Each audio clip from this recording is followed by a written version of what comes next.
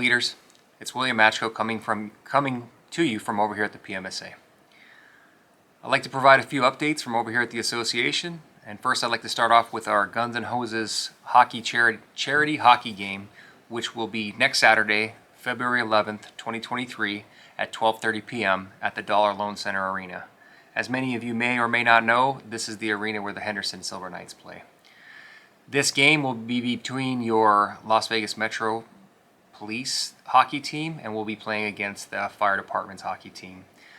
The tickets will be $30 each, and hopefully I'll be able to put the QR code here on the screen and a link into this video so that you can get more information and the flyer with the information on it. The money raised in this event will go toward Officer Jameson Peacock's family, and we're hoping to raise some money for some of the expenses that they have incurred through his tragic death that they recently experienced. So if you want to see me fall down on the ice, and some of our other members will also be playing, keeping up with the firefighters, come on out. It's for a good cause in our fallen brother's honor, and it would be great to see everyone out there at the arena. The next topic I would like to talk about is the Watch Commander program. Now, this video may be a little bit longer, but if you are a police lieutenant, I think this is a very important topic for you to listen to. I don't have a script for this, so I'm going to try to do this video as more of a conversational style video with myself. So, as you all know, the full-time Watch Commander position has been eliminated recently. And with the elimination of that position, we have experienced some new issues, new concerns, and the real question is where that workload went to. And if you are staying abreast of what's going on there, the workload went over to the other shift lieutenants in patrol. With our new sheriff coming on board, Kevin McMahill, he has vowed and stressed that the importance of our patrol officers and everyone serving in patrol is a huge priority in that workload. As your chairman, this is a very difficult topic for me because many of you that are in patrol are my personal and professional friends. Many of you that are in ISD or other assignments are also my personal and professional friends. But I hope you all can remember that I have been elected as the chairman to represent the entire membership. So when the Watch Commander position was eliminated, and now all patrol lieutenants were required to handle Watch Commander 1 and Watch Commander 2 duties on top of their normal duties, this created a larger workload for our brothers and sisters that are working as patrol shift lieutenants. On the other side of that, we have our other lieutenants, administrative lieutenants, ISD lieutenants, and lieutenants serving in various different positions who I understand, believe me, I know that many of you answer your phones 24 hours a day, 7 days a week. You work overtime, you work call out, and many of you have a very, very strenuous and stressful workload. However, I believe it is the goal of the sheriff to divide up the mission and the job duties of being Watch Commander 1 and Watch Commander 2. I will tell you that I am appreciative of the chiefs. The chiefs did consult with me on the idea that they are going to plan to figure out a way to distribute this workload. Initially, the idea was to have everyone, all lieutenants, we're going to share the duties of Watch Commander 1 and Watch Commander 2. And as you can imagine, I have many, many concerns, not only for training purposes, for equipment purposes, for safety purposes.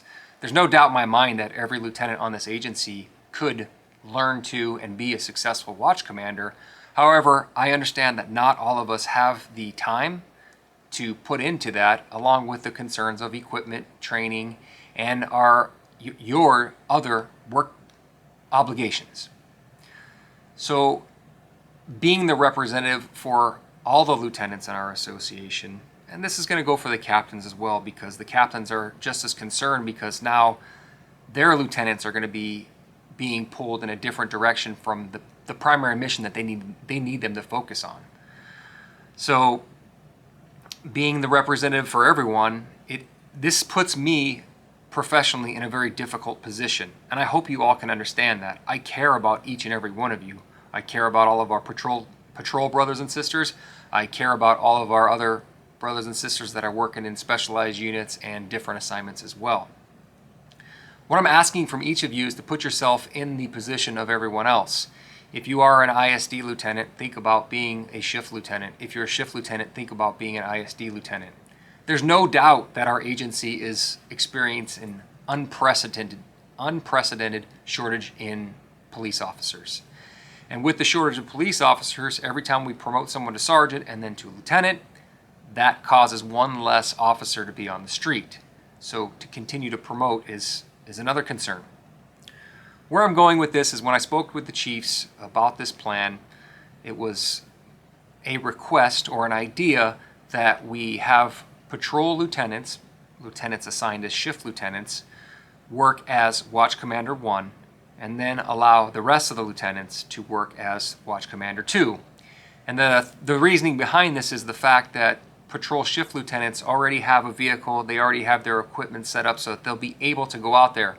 And the reality is the shift lieutenants are the most outfitted, and they are doing the patrol job every day, and they're ready to take on the responsibility of Watch Commander 1. Whereas we do have some lieutenants who have not been on the streets for many years, and to put them into the role of Watch Commander 2 without further training and equipment may be a disservice to them. So the proposal became that patrol lieutenants handle Watch Commander 1, and other assigned lieutenants would handle Watch Commander 2, meaning they'd be the backup. This also creates a great deal of problems, and there's just not enough time to sit here and discuss this. So in the end, I'm doing this video because I want to share this information with everybody, and it's an idea, it's a proposal right now. Nothing has been solidified at this time. So my suggestion to each of you is, if you have a better idea, share that idea with your chain of command. And I don't say this because I don't want to hear your ideas. Believe me, I really do want to hear your ideas. But the issue becomes is our association is here to ensure that your contractual rights are not violated, and to ensure that the department is following the law, they're following policy, and they're following the contract. They need to know, your supervisors, mainly the sheriff, needs to know if you have a better idea of how we can distribute this workload, or we can still get this function. No one argues that Watch Commander 1 is a necessity. We did get rid of the Watch Commander 3 position, which I thought was great for everyone.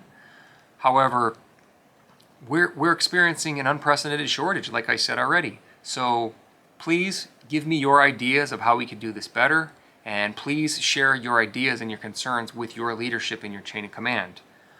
I'm going to say this as your friend and as your brother.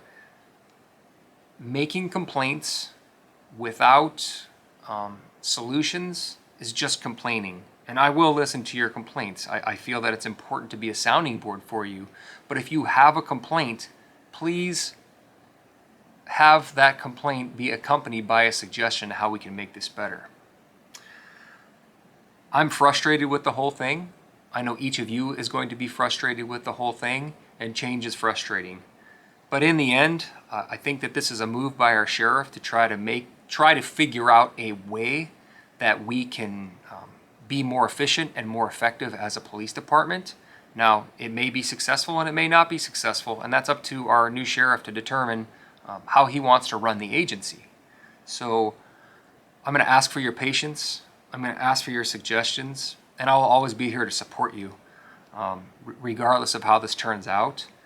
But in the end, I want to thank you all for what you do every day. I want to thank you for allowing me to be your representative and the chairman of our association. And I ask you to please stay safe and take care of your folks. Thank you, and have a good day.